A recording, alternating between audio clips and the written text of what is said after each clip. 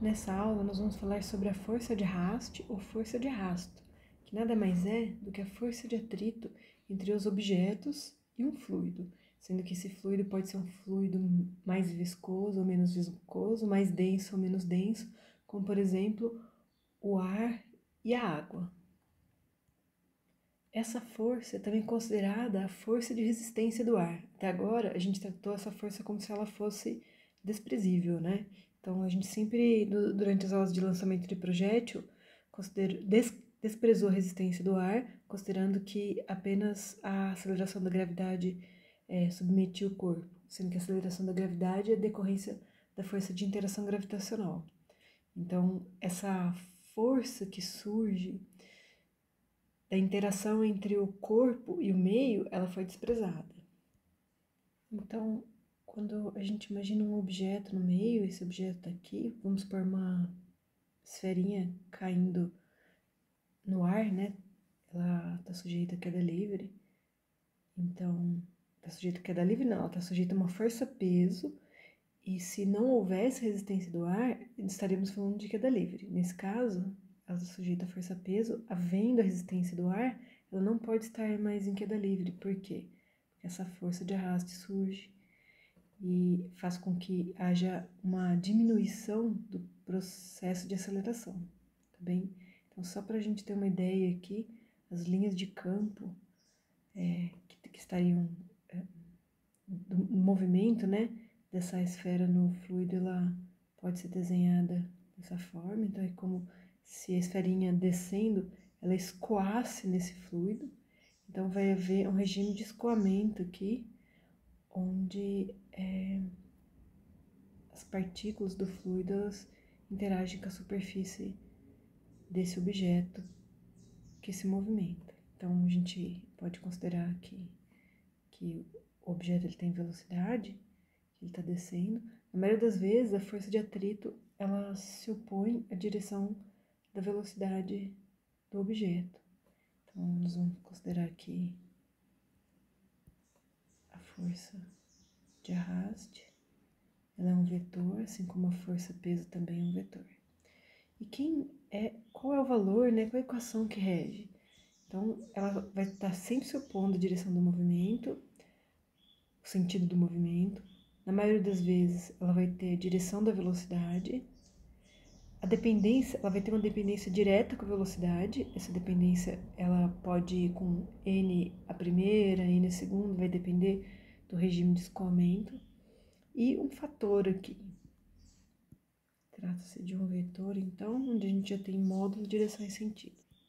Em geral, então, pensando somente no módulo aqui, podemos considerar que essa força, ela, sem pensar nela vetorialmente, né? Eu vou tirar a notação vetorial aqui, mas eu vou continuar mantendo o sinal negativo, mostrando que ela é uma força que se opõe às tendências de movimento. Muitas vezes se utiliza uma equação onde se leva em consideração o C, que é o coeficiente de arraste, a densidade do fluido, onde essa esfera está se deslocando, a área de seção transversal. Então, se eu olhasse para a esferinha aqui, essa esfera está aqui, ela tem uma seção transversal, e a gente considera a área da seção transversal. Então, se, por exemplo, a gente estivesse considerando um cone, a área de seção transversal do cone seria essa aqui.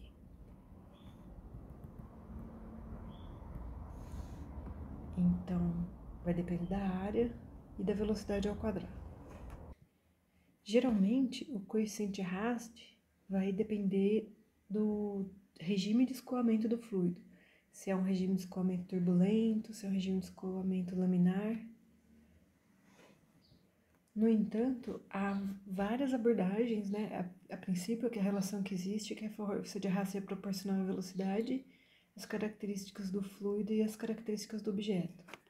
A gente pode também citar a lei de Stokes, que é empregada para objetos de forma esférica em fluxo laminar. Para vocês terem uma ideia, essa força de arraste ela pode ser dada por 6π Ni, que é a densidade do fluido, R, que é o raio dessa esfera, e V, que é a velocidade. Então, essa aqui seria a lei de Stokes.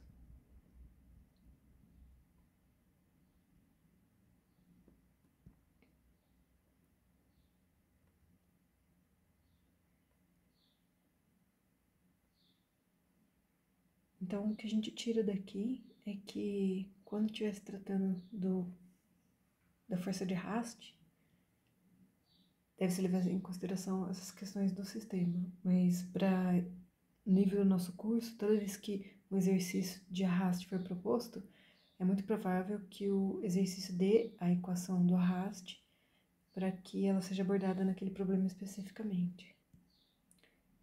No geral, né, por se tratar de uma força, a unidade dessa força a unidade de força é o que vale aqui, que é a unidade em newtons, né?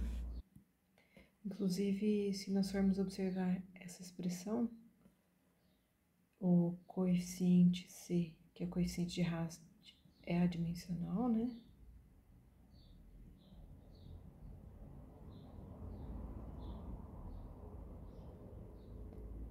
E aí vamos fazer análise da dimensão aqui, para saber qual que seria a unidade que resta. A densidade está em quilogramas metros cúbicos, a área metros quadrados, a velocidade ao quadrado seria então metros quadrados por segundo ao quadrado. Então, metros a quarta em cima corta com metros a terceira, sobe só metros em cima, sobrando aqui quilogramas metros por segundo ao quadrado, que é exatamente a unidade de força, que é o newton. Então, considerando aí essa expressão para força de arraste, vamos voltar ao caso que a gente já tinha uma esfera, essa esfera de raio R, ela tem área πr quadrado.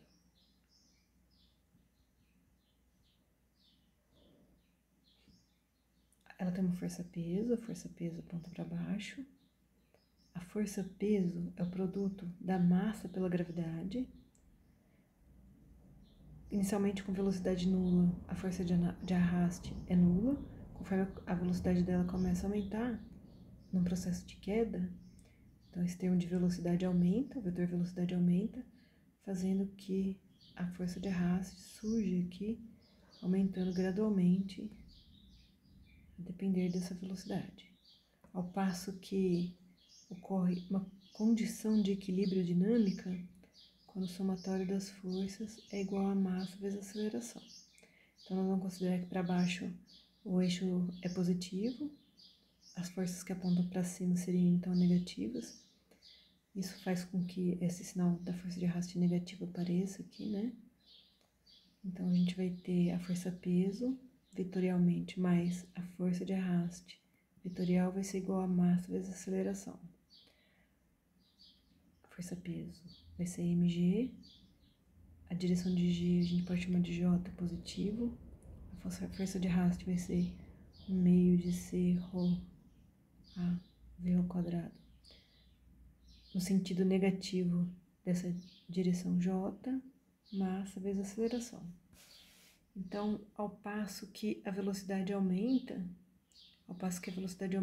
esse termo aqui se aproxima do valor desse termo, e quando esses termos forem iguais, esse lado da equação se anula, dizendo que a aceleração cessa. Então, o sistema para de acelerar, né? Ele deixa de acelerar, a aceleração vai a zero, significando que as forças se igualam. Aqui, aceleração na direção de j. Quando as forças se igualam, há um equilíbrio. A velocidade não altera mais. Então, a gente vai ter aqui que mg vai ser igual a 1 meio do coeficiente ρ a v ao quadrado. Essa condição é conhecida como velocidade terminal. Então, é a velocidade máxima que um objeto pode adquirir num fluido nessas condições. A gente vai passar esse termo para cá. 2c ρ a raiz desse termo aqui.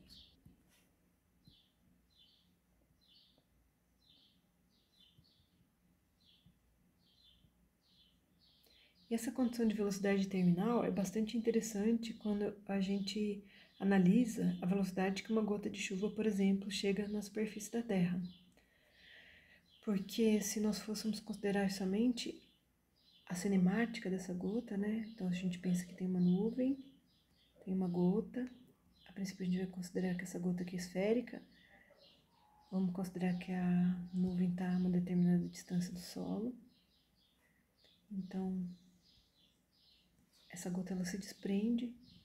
A gente pode considerar que essa altura ela ocorre em média a 1000 metros, né? 1 quilômetro, 1000 metros.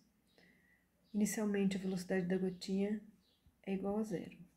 E aí, se a gente pretende saber, então, qual que é a velocidade com que essa gota atinge o solo, então a gente está buscando a velocidade final aqui do sistema.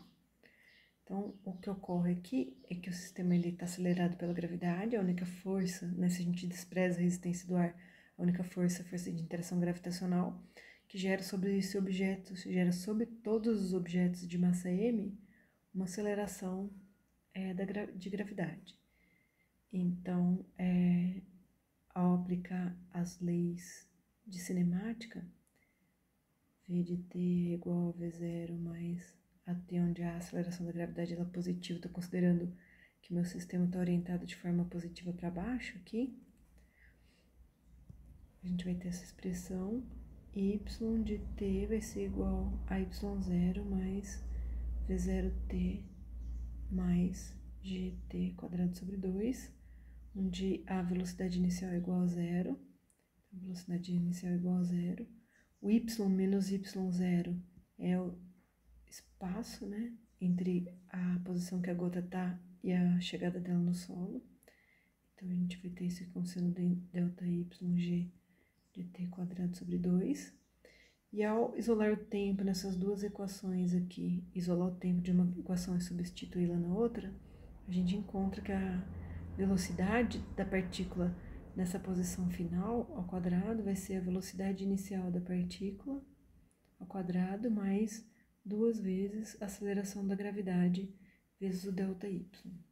Então, ao fazer essas substituições, a velocidade inicial a gente já considerou como sendo nula, então a velocidade final, que seria a velocidade de chegada da gota, vai depender de 2g ΔY raiz, né, que vai dar 2 vezes 9,8 vezes 1000, tirando a raiz disso aqui, nos dá uma velocidade final de 140 metros por segundo, que é uma velocidade bastante alta, né? Essa velocidade aí é uma velocidade de um chute de futebol, de um chute bastante intenso, tá? Também pode comparar com a velocidade de saída de um projétil, a velocidade de saída da boca do cano de uma arma. Geralmente, esse projétil ele sai com 120 metros por segundo a 370 metros por segundo em algum tipo de arma, assim, né? Lógico que vai depender da arma e essa velocidade vai ser diferente. Mas para vocês terem uma ideia de que isso aqui se trata de uma velocidade bastante alta. O que acontece é que existe a força de resistência do ar, né? Que a gente desprezou.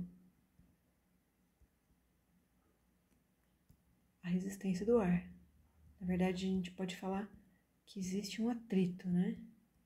Devido ao ar. Então, vamos ver o que aconteceria se a gente considerasse a resistência do ar. Então, o que a gente vai ter que usar é essa equação de velocidade terminal, onde a velocidade que o objeto... qual que seria a velocidade terminal, né? Na verdade, são duas perguntas. Qual é a velocidade terminal e em quanto tempo o objeto adquire essa velocidade terminal? Então, é muito provável que a gotinha, ao se desprender, logo nos primeiros metros aqui desse deslocamento, ela já atinge a velocidade terminal, porque a velocidade geralmente evolui muito rápido e essa condição de equilíbrio ela é adquirida bastante rápido também. Então, acho que geralmente são uns 3, 4 metros para uma gota desse tamanho, tá? Então, basta para que a gente saiba qual que é a velocidade terminal, com a garantia de que dentro desses 1000 metros, essa velocidade terminal já tenha sido atingida. Então, a gente vai ter que fazer uma estimativa aqui, calculando a velocidade terminal para algumas condições de contorno do problema. Então, a gente vai estimar mais ou menos a dimensão dessa gota e vai fazer os cálculos. Ok, então a gente vai considerar o cálculo da velocidade terminal, considerando que a força de arraste foi dada por aquela expressão de 1 meio de C ρ A V quadrado. E aí algumas considerações sobre a gota de água. Então, ela é uma gota de água cuja densidade é em torno de 1000 kg metros cúbicos.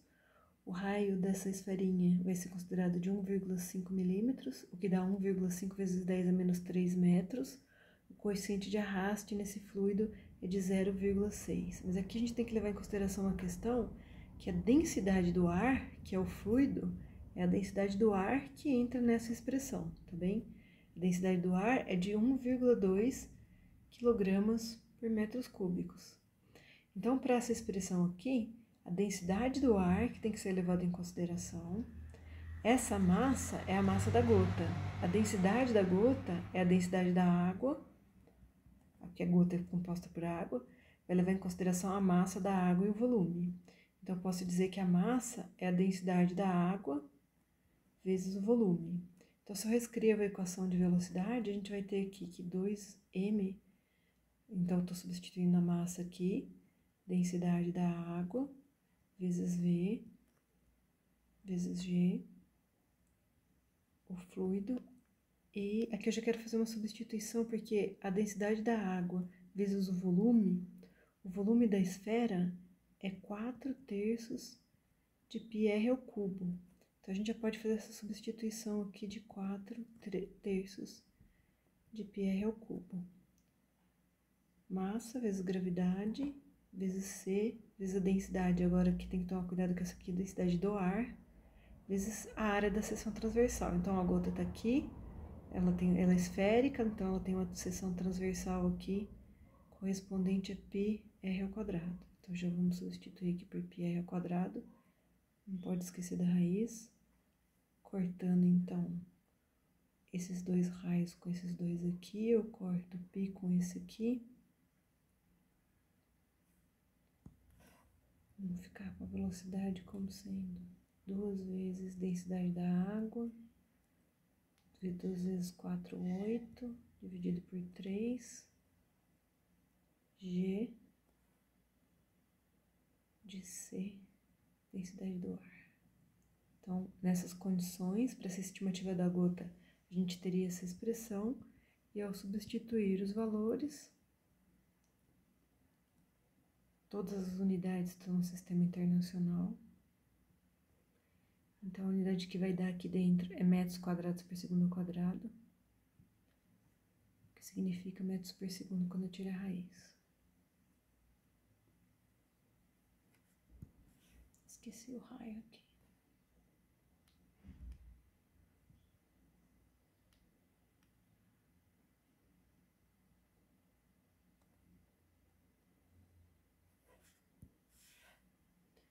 Esse 1000 aqui, o 1000 vai cortar com o 10 a menos 3.